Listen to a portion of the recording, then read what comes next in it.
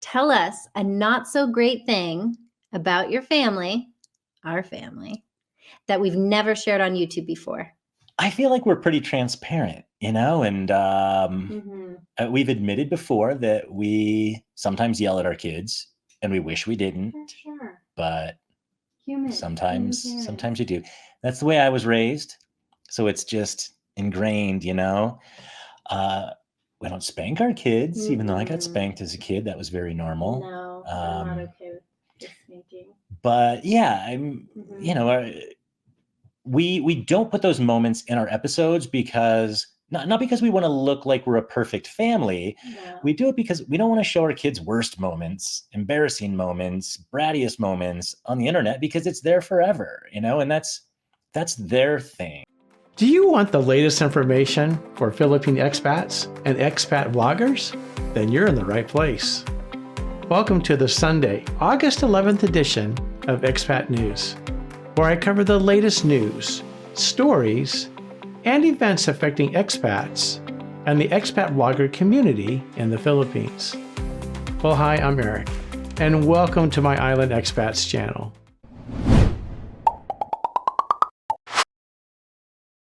Just as a reminder, these expat news videos come out every Sunday morning in the US, so you know when to expect them.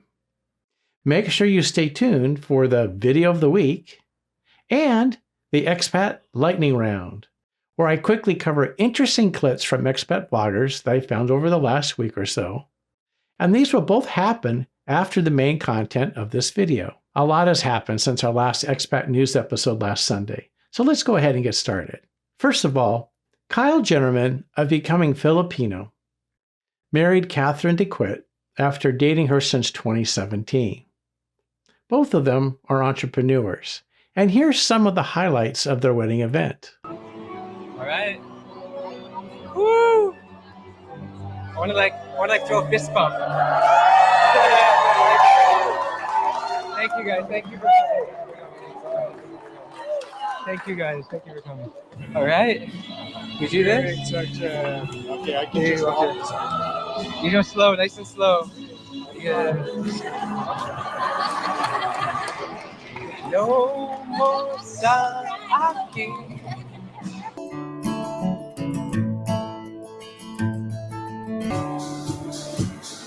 Yes. Go. Married. Get married. Dance. Dance. Married. Get married. Okay, back to writing my vows. Are you writing your vows now? No, they're already done. No, they're already done. They're already done. I'm just transferring them from the digital copy into the book copy.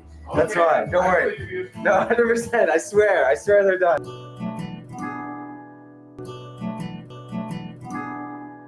Kasi dapat pala wala akong eyelash extension. So, na-stress si Randy.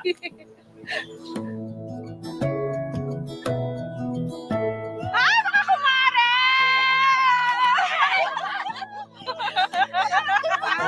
Ano, chase me?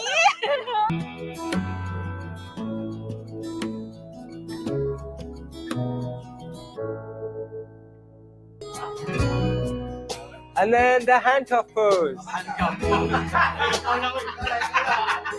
just joking. Yeah, handcuff pose. Handcuff pose. Game over. Yeah. This is a handcuff pose. I'm handcuffed for life.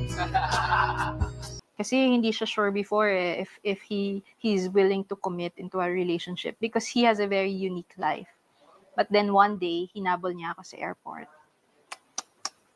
And then he said he can't picture his life without me. But that was the time. Kasi most of the time, di ba, when you fall in love, you usually pray for that person to be yours. But during that time, when I fell in love with Kulas, he brought me to a church, one of the oldest churches in Misamis Occidental or Misamis Oriental.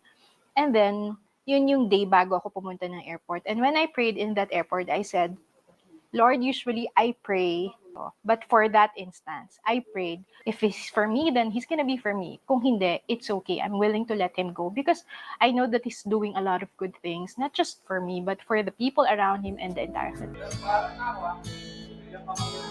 Hey everyone, 3, 2, 1, harap po kayo kay Filipina!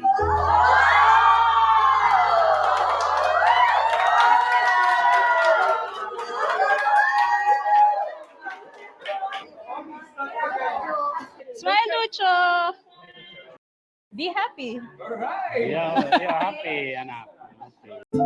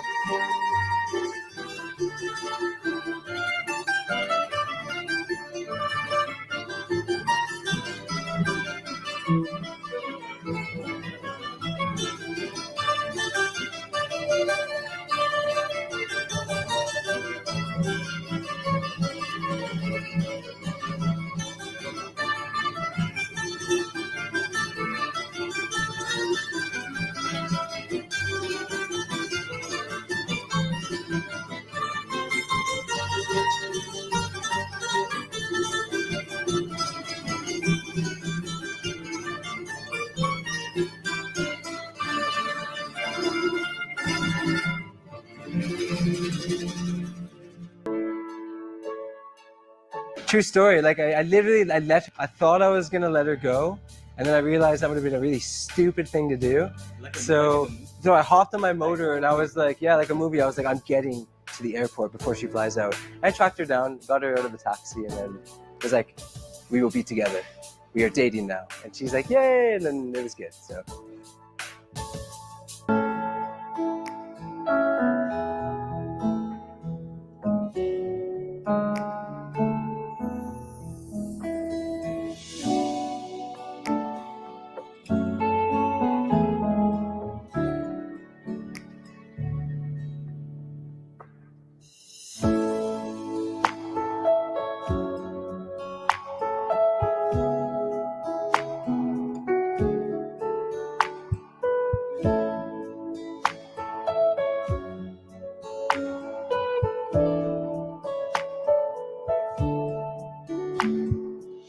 Love, your dreams are my dreams, but I think you know that already. We've known that all along, and our dreams are really becoming realities together.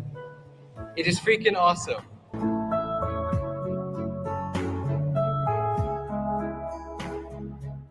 Today, within these very walls, where I once poured my heart out in prayer for you, God's promise is fulfilled. Every whispered prayer I uttered has been answered. When we first met, you were unsure about having family and children. But today, here we stand. Even in the recent challenging months, your unwavering support has lifted me and carried me through. Kyle Zennerman, you are my greatest gift from God. Today, I pledge to love you unconditionally, to protect and cherish you always. I will be here with you, and I will wait for your stories as you travel, spread happiness and inspiration in the Philippines. No worries when you were feeling down. I got you. Always, forever, I'm here, love. We were meant to be together, meant to become husband and wife, and this phase of our lives will be the greatest. I love you. The Build, Build, Build program is underway throughout the Philippines to help improve the infrastructure. Some of these projects are either ongoing or have been completed already, but most of them are still in development. Let's just take a quick look at the latest information and see what the potential impact of the local Filipino economy could be in those areas. And 2024 holds the promise of being a much better year compared to previous years.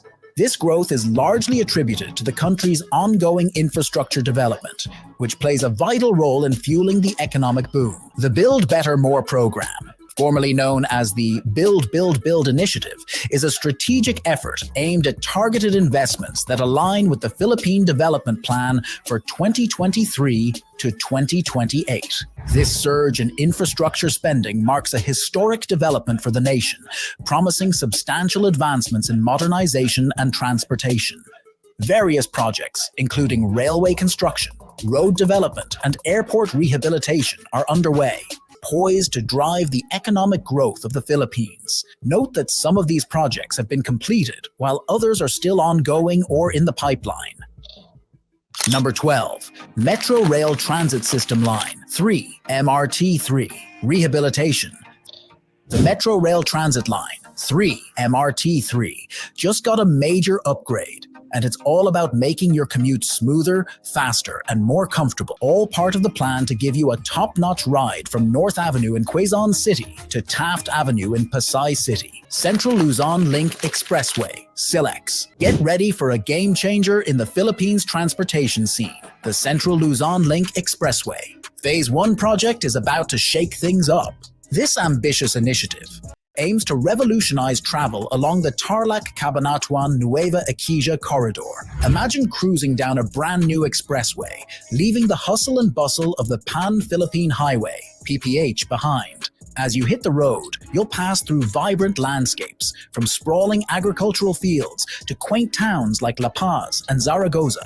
Next on the list is the Metro Manila Subway Project. The MMSP is an outstanding project that's set to transform transportation in Metro Manila. The Metro Manila Subway Project, MMSP, is gearing up to redefine how we move around the city.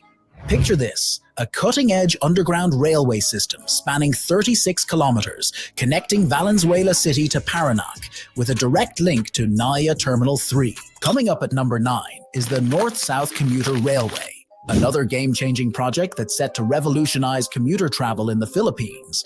The North-South Commuter Railway, NSCR, is on track to transform the way we move from Clark, Pampanga to Calamba, Laguna. Imagine this. An ultra-modern commuter railway stretching approximately 147 kilometers, with a total of 35 stations dotted along its route and 3 state-of-the-art depots strategically located in Clark, Valenzuela, and Calamba. 8 on the list is Davao International Airport Terminal Expansion Project, the biggest airport upgrade set to take Davao International Airport to new heights. With construction currently going on, the terminal building expansion project is poised to transform the travel experience for millions of passengers. The Civil Aviation Authority of the Philippines, CAAP, has announced plans to invest a whopping 699.55 million Philippine pesos into the expansion, with completion expected within 2 years. On to number 7, we have the General Santos Futura Bay project, a game-changing residential project that's set to redefine living in Sox Isksargan, the Philippines. Developed by Philinvest Land, Inc., FLI, Futura Bay is more than just a condominium complex. It's a vibrant community designed to meet the evolving needs and lifestyles of the region's residents. The vision behind Futura Bay is simple: to create a dynamic living environment where residential and commercial spaces seamlessly blend together. With 3 master-planned mid-rise residential buildings soaring 9 stories high, this project is set to elevate the skyline and redefine urban living. And the demand, it's through the roof. But it's not just about the living spaces. Futura Bay is all about lifestyle. Residents will enjoy a host of modern amenities, including a sparkling swimming pool, clubhouse, playground, and even a designated pet zone for furry friends. CCTV surveillance and round-the-clock security. Peace of mind comes standard, and with completion slated for the first quarter of 2028, the countdown to a new era of living in Soxargan is officially on. Number 6, Davao River Bridge. The Philippines government is taking transportation in Davao City to another level. We're talking about the construction of a dual 2-lane road stretching 1,340 meters, a game changer for easing traffic woes and boosting connectivity in the area. Number 5, Davao City Bypass Construction Project. Another exciting project set to revolutionize travel in Davao City and beyond. We're talking about the Bypass Road Initiative, a massive undertaking spanning 45.5 kilometers from Barangay Sirawan in Toril to Barangay JP Laurel in Panabo City. This game-changing endeavor is all about easing traffic snarls and ramping up connectivity for everyone in the area. But here's the kicker. Nestled within this ambitious plan is something truly remarkable: the very first long-distance mountain tunnel in the Philippines, stretching an impressive 2.3 kilometers. This phase includes the construction of 7 bridges, totaling 1.26 kilometers in length. This segment is all about bridges, 7 of them to be exact, spanning a grand total of 2.54 kilometers. Number 4, Laoag International Airport Development Project. Get ready for a game-changing move in Ilocos Norte as the government secures a whopping 150 hectares of prime land to supercharge the expansion of the Lawag International Airport. We're talking about a monumental leap forward that's set to propel the entire region into a new era of connectivity and economic prosperity. Right now, Lawag International Airport is mainly serving domestic routes, linking passengers to key destinations like Manila and Cebu. Number 3. Mindanao Railway Project, Phase 3, Northern Mindanao. This revolutionary 54.8-kilometer railway marvel is set to link the bustling industrial and commercial hubs of Metro Cagayan de Oro, ushering in a new era of connectivity and growth.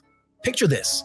A dynamic intercity railway system seamlessly connecting Lagindingan Airport, the vibrant streets of Cagayan de Oro City, and the bustling municipality of Villanueva in Misamis Oriental.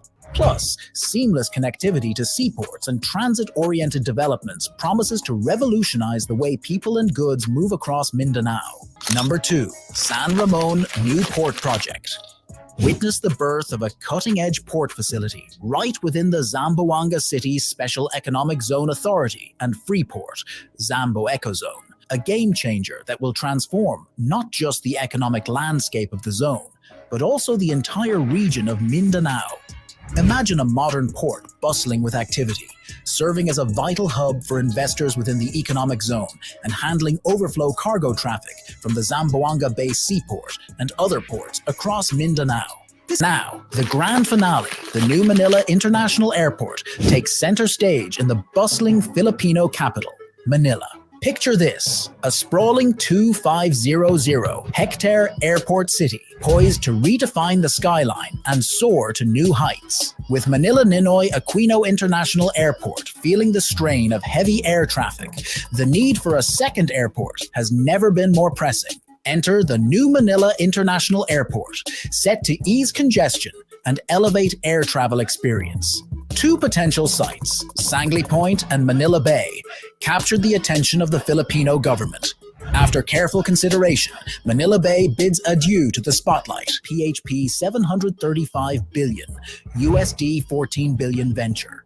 As the clock ticks, land activities for this monumental project are slated for completion by 2025, paving the runway for commercial operations to take flight in 2026. It's a journey set to reshape the future of Filipino aviation. And now for our Every Couple Has a Story segment.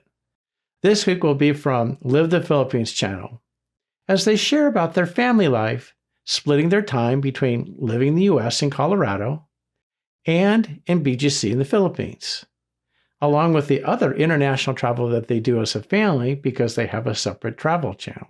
In this segment, they'll cover some of the challenges as a family traveling abroad and things they learned along the way. Do your kids actually like traveling? Are you guys actually going to buy a condo in the Philippines? When are you going to visit the Philippine spots that I've recommended in the comments? We're the Lockwood family. Our primary home's in Denver, Colorado, but we've been traveling the Philippines since 2022 and set up a second home in Metro Manila earlier this year. Today, we're addressing the juiciest questions and topics from your comments in our countless YouTube episodes, and no topic is off limits. So here we are in our Denver home. We left our Metro Manila home about, 3 weeks ago? Yeah. And we're not going back again until next month. So probably a month, 5 weeks away from now. Or no, we recently launched our last episode with Reagan from her visit to the Philippines. Yeah, and in case you don't know, so Reagan is my daughter, my oldest child and only child from my first marriage, as you know. She was about 3 years old when her mom and I divorced. We were already living right here in the same neighborhood. So when we divorced, we both had to have homes here for Reagan, who was going into preschool. And ever since then, her mom and I have both had homes here in Denver, and neither one of us can really leave just because of the dynamics of the divorce and custody and so on. So we have 50-50 splits. And when Reagan's with us, we're here in Denver. And when she's with her mom, that's when we travel. Mm-hmm. Even though our family's been going back and forth from here to Manila since 2022, last month was Reagan's first trip to Asia. Which is absolutely nuts. And in our earlier episodes, like up until about 3 years ago. Wow, I can't believe how long we've been doing this. She was in pretty much every episode because she was traveling with us. This was like during the pandemic. So it's really weird to go back and see those old episodes and see that she's in all of them. But then, of course, when it was time for her to go into high school and the pandemic had passed, she was really excited about doing in-person high school. So we supported that. And that just has meant really that she's not had the freedom to travel with us, let alone, the same desire as when we started out. So it's worked out pretty well. We've got 1 year left until she's off to college and then everything changes. Are you guys actually going to buy a condo in the Philippines? Oh, no, not a condo at least. We have a ton of ideas of how we want to stay involved and connected and have a life in the Philippines. So we're going to explore those, especially this coming year as we lead up to Brooklyn doing high school. But as far as a condo in Metro Manila goes, it's just not the right market. I wouldn't be encouraging anybody to buy in this market right now. After doing all the exploring that we've done, it doesn't seem like a good fit, especially, for us. And also, you might be interested to know, Phil is not a condo person. I don't think they can really appreciate how much it costs us to make these episodes because of the travel costs alone. There are other YouTubers, even in the Philippines, Calvin Castillo, Evan over at Savvy Expat, for example. Number one, these guys are able to film and produce most of their episodes in Metro Manila at home, Right. So those costs are much lower without having any kind of travel involved for the most part. And then when they do travel, now Calvin, I think, has a little crew he takes with him sometimes, but we're taking a family of 4, sometimes 5, sometimes 6 everywhere we go. And this is another thing I'm not sure that people really realize, but airlines don't give us child rates. Right. To fly Brooklyn across the Pacific costs exactly the same as to fly you across the Pacific. So when you think about a solo creator compared to us, our expenses are 4 times as high. We're spending over $100,000 a year just on travel costs, and it's not sustainable without our sponsorships, without our partnerships. Which place do you prefer living, the US or the Philippines? That's going to be a different answer, I think, for all 4 of us. I prefer living in BGC because, we couldn't live in 2 very different places. In Denver, we're here in the suburbs. And then in Manila, we're in BGC in the city. And I love living in the city because for me, it's all about the walkability. I love walking downstairs, being outside. I really don't need a big home if we're in a city. I could live in a tiny little shoebox apartment if I can just walk outside and go get dinner, do shopping. I love walking to the grocery store and having to walk back with the groceries. I just love the lifestyle. I would say that the paying bills is difficult, especially as a foreigner and us not having a bank account and it being very difficult for us to get a bank account with our lifestyle. Paying bills is a frustrating process, having to go to the Union Bank and one at a time enter all that information and then sitting and waiting and then talking to somebody. So basically, there's a complete lack of automation with payment systems for foreigners. Now, that's an easier way to say it. Filipinos would probably say by and large, that's not the case in their experience because they can have things like Gcash. And we're still working on this whole thing, but it is just roadblocks left and right for us because we haven't been able to get Gcash because we don't have proper documentation as a Filipino national or whatever. So we haven't been able to go that route. When it comes to some of the other pieces like bank accounts, like we've been told that we can't even open a bank account without living or being in Manila, being in the Philippines for 6 months? Without leaving. Yeah, which is impossible because of our relationship with Reagan. And it's not ideal because of our love for travel. And it's just not how we're set up. But yeah, like the 7-Eleven right downstairs, they won't even do credit cards. So we have to have cash just to, go buy candy or something. But if we had Gcash, that would not be an issue. Yeah. So anyways, that's it. That's the worst. It's not that bad. Otherwise, I love it. I love it too, but for me, I like the idea. I like the experience of traveling the Philippines way more than the experience of living in BGC. Really? Yeah, absolutely. So if I had to choose between, do you want to be home-based in BGC or home-based in Denver? I mean, that's kind of a toss-up. If we end up moving from Denver back to Coronado next year, it wouldn't be a toss-up. I'd pick Coronado. But would I rather travel the United States or travel the Philippines? That's a no-brainer. It's the Philippines. But that's what I like, is getting out and experiencing all the different places versus just being in the city, which can be a little bit frustrating with some of the things you're talking about. In non-expat news, the Filipina Pea talks about being blacklisted from the Philippines. And maybe you don't even know it. Maybe you're on the list. You better check. Anyway, here's some of the highlights and what's going on. Anyway, let's talk about common misconceptions and mistakes of foreigners when they're here in the Philippines, because we want to save their arses. We know actually we have a cultural differences along the way. Western from Filipino is too different. Yeah, tell me about it. It's like night and day. Yeah, night and day. Yeah, So most of you heard that being rude and disrespectful to the immigration officer on your departure might lead you into a not so good situation.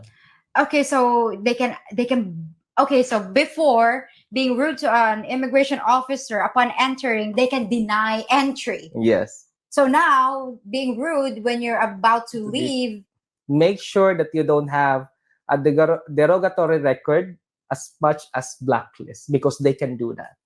oh, so they can blacklist you Yes. upon your departure? Yeah. Oh, why? I mean, how? I mean, unless the foreigner is not coming back, then good for him. But what if he wants to come back? And That's the catch. ah, Because as simple as you being tagged as unwanted, undesirable, because you're acting rude and dishonest to immigration officer, be careful. see, that's the problem. Define rude. That's the whole point right now, because we have encountered this. That particular grounds, unwanted and undesirable, is a very heavy grounds, or grounds to be enough for you to be in a blacklist order. Oh, And lifting that, it's not that easy. yikes. Okay. One, you can lift that probably in a year, after 1 or 5 years. Wait, 1 or 5 years, which is it? Or 1 to 5 years? Okay, because there's actually a provision of the memorandum circular that they have certain immigration violation that Okay. you can lift your blacklist with after a year or after every 5 years. Okay, so if you're just slightly rude, maybe after a year, depending on the feeling of the Bureau of Immigration there. Okay, so let me just get this straight. Okay, this foreigner's about to leave the country, Correct. and he's rude towards the Bureau of Immigration officer. Yes. And he was tagged unwanted and blacklisted, Undesirable. undesirable. And then being recommended for blacklisting. Sure enough, he was blacklisted. Did he know before he boarded the plane, or did he know upon trying to enter the Philippines? He knows when he tried to enter back the Philippines. He was denied entry. Did he know that it was because during his departure that was the incident? Was it dotted like, because he would have been very, I don't know, shocked. And now it's time for the video of the week.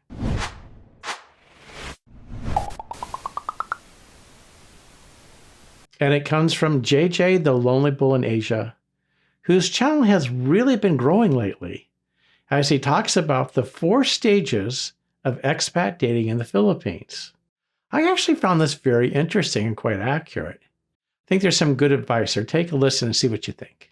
Are you ready to try dating in Southeast Asia or here in the Philippines? I believe there are 4 stages of dating here in the Philippines. All right, so the 4 stages of dating in the Philippines. So let's put the scenario in play here. You're fed up with dating in the US or in the West. You're kind of beat down and beat up, and you're just done. You're just done with living in the US, and you want to come to the Philippines or you want to come to Southeast Asia and live, I've done a lot of observing in the 2.5 years I've lived here in BGC. And I found that there are basically 4 stages of dating in the Philippines. So the majority of them, when you come here, you will be in stage 1, unless you've been here before and you've got a girlfriend already. But if you're coming here fresh and no girlfriend, no past, you're probably going to land here in stage 1.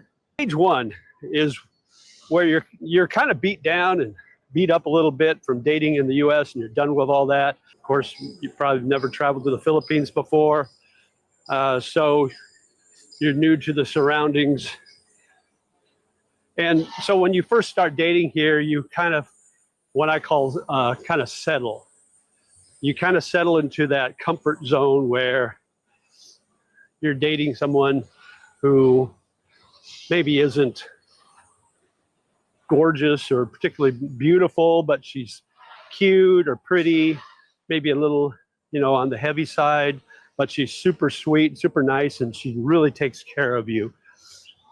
And so that's what I call a lateral move dating stage. That's stage 1, where you kind of date the same level of woman that you dated when you were in the States, or when you could date in the States. They may not be the best looking, the best shape, but they're nice, they're super sweet, and they will definitely take care of you. And you may do that for, it could be a month, could be up to 6 months before you move into the next stage. So after you've been dating a while, you're walking around with the girl you're with. She'll pass a pretty Filipina, and she'll give you a smile, raise her eyebrows a little bit, she gives you that look. And you think to yourself, wow, these girls are starting to notice me. So why can't I date that level of woman? You see, there's better things. You're always looking for the next best thing. Always looking for something better. And you move into stage 2. And stage 2 is what I call the up your game dating stage, where you start upping your game a little bit. So instead of dating, say, 5s and 6s who are average looking, but still better looking than what you've had in the West, maybe a little overweight, but super sweet, and they take care of you. Now you're looking for those 7s and 8s, and you start dating those girls.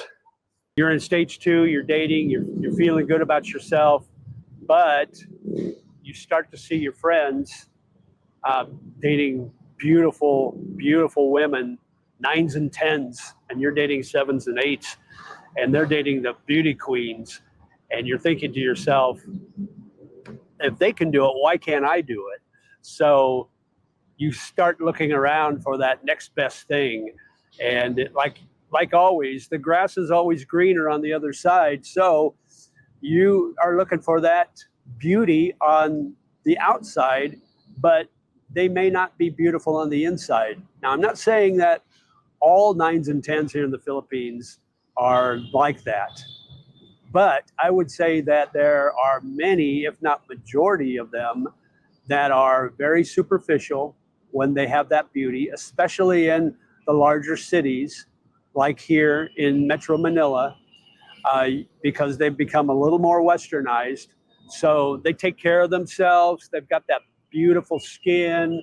They dress really sexy, and they look perfect in your eyes. So, and a lot of your friends are already dating those girls. So you up your game there. You want to go from the 7s and 8s to the 9s and 10s. This is what I call stage 3, which is shoot the moon stage.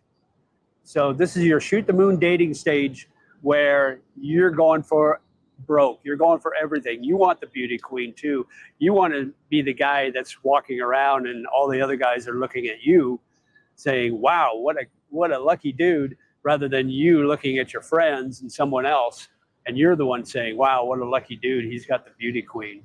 He's got the 10. So you jump into that stage 3, and things are good to start with, but then you start to realize, wow, maybe it's not what you thought it would be. So even though she's beautiful on the outside, she's not what you had hoped on the inside, which is what you originally were dating, the cute girl, but super sweet and takes care of you. This one's more interested in taking selfies, being on TikTok, Facebook, Instagram. And if you go for one of these girls and they've got 10,000 followers and they're all male, there's your red flag right there. So just be aware of that. So you're in that stage 3 for a while. When you come to that realization that dating the beauty queen isn't what it's all cracked up to be. Yeah, it looks good on the surface, but you're realizing it's more of a transactional relationship than something that you can call love. Now, there are exceptions to the rule, obviously. There are those women who are both beautiful, 9s and 10s on the inside and outside, but they're few and far between, and you've picked up on that in the West, and it's no different here in BGC. Now, I'll get some pushback from people that'll say, I've got a 10, we live in the province, and she's beautiful. Province girls are a little different.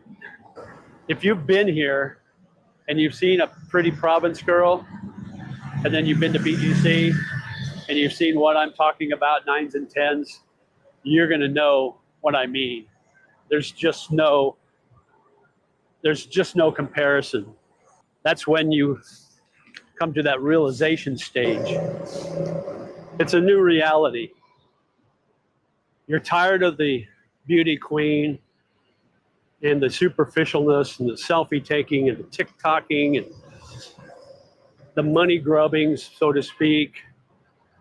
You're just tired of that because you feel that now you're stuck in a relationship that's not real, and it could almost feel like you're back in the West. You've realized that you need to step out of that stage 3 of the beauty queen dating and move into stage 4. Stage 4 is where you're tired of the beauty queen attitude. You want to take a look back at what you had before that made you happy. So I call stage 4 the best of both worlds dating stage. So you want a pretty girl, not necessarily a beauty queen, not necessarily a 10, but you want that girl that's beautiful in your eyes, but beautiful on the inside and outside. You want someone that is truly in love with you, will take care of you, will nurture you, will nourish you, will care for you, the cooking and all that you've heard that Filipinas are famous for. That's what you've decided. That's where you're at. That's your final stage, stage 4. You kind of take a step back from the beauty and the superficialness to the beautiful, but beautiful on the inside as well. And that's where you end up. Now, it could take 6 months being here. It could take a year. It could take a year and a half. It just kind of depends. But that's your 4th stage. And that's the most beautiful. That's the realization that things could be really, really good here. Now it's time for the Expat Lightning Round.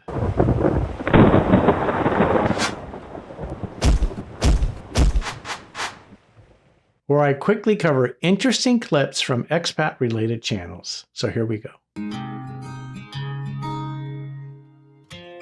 An image from a dream kept me up all night. The feeling is surreal, stuck inside my mind. Your body in my arms, under moonlit skies. We're trying to count the stars till the sun will rise. I have some exciting news to share with you. We are finally having a baby. Our proof is like how we did our wedding. So this is something that we've been waiting so much to announce, because all of you guys been asking when will this announcement finally happen in the past year or more, and finally we can make this announcement, and we are so excited to start this new chapter in our life. Finally we are having a baby. Well, that's going to do it for this edition of Expat News. Be sure to like and subscribe and hit that notifications button so you can be notified of future videos. Please let me know in the comment section your thoughts on this edition of Expat News. I want to hear your feedback. Also, feel free to check out my travel videos on a newer channel I'm putting together called Life Across the Sea. If you haven't seen my Expat Challenge video, where I ask our viewers directly, where should I move to in the Philippines? I'm talking about myself here. Then check out this next video. I will go to the most popular locations mentioned by the viewers in the comment section in my upcoming trip in September to see if it's a place that I personally can move to. There's also an Expat Challenge update video that I just recently released last Friday with the top recommended viewer locations so far in the link below. So check that out. There's still time for you to weigh in as to where I should live in the Philippines. So this is your chance to tell me where to go. I still think that's funny. Tell me where to go. Okay, anyway, never gets old for me. Anyway, we're down to 3 weeks though before my trip. So please let me know in the comments because I got to get everything booked at this point. I have the main ticket to Cebu. I'm going in and out of Cebu. But other than that, the rest of it's going to be determined by the viewers. So if you haven't checked out the Expat Challenge video, where I give you my top 10 priorities of what I'm looking for personally in the Philippines, and then I give you 9 different places to consider that mostly I've been to some point in the past that are on my list, and I just want you to compare my priorities to those 9 places. And then if you know some of these places and you have recommendations as to like condo complexes in particular, it's probably what I would do, probably rent, right? Check it out first. In any of those areas, that would be really helpful, and I welcome your feedback. So anyway, if you haven't seen this video yet on the Expat Challenge, it's right here. And the update's here too. So if you missed either one, you can find it right here. All right, thanks for watching. We'll see you next week.